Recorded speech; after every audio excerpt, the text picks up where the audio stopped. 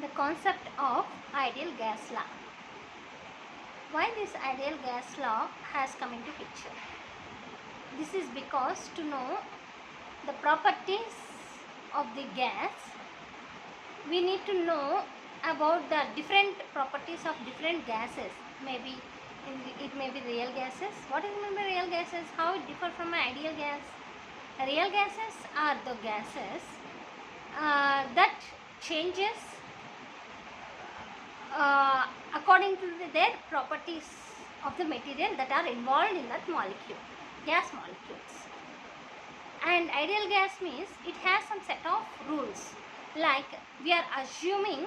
Why you need to know first, why you need to know, read about this ideal gases means, it is difficult to predict the properties of real gases. So we need to set some conditions and to know the properties of the gas.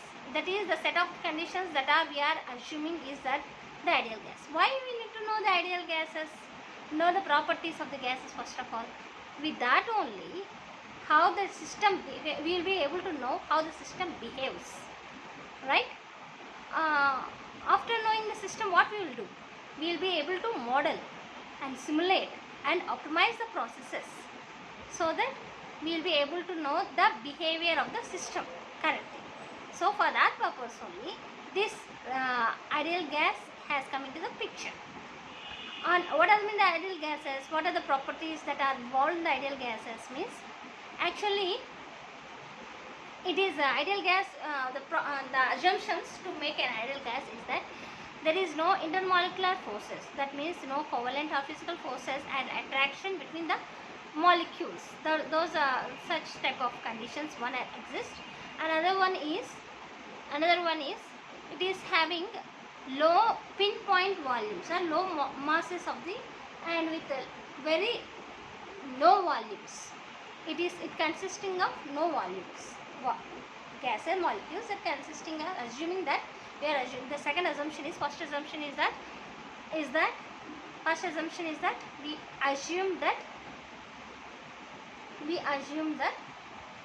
there is no intermolecular forces between the molecules, gas molecules.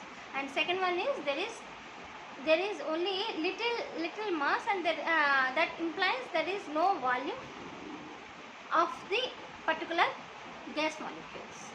And thirdly, such type of behavior will give rise to an ideal gas behavior.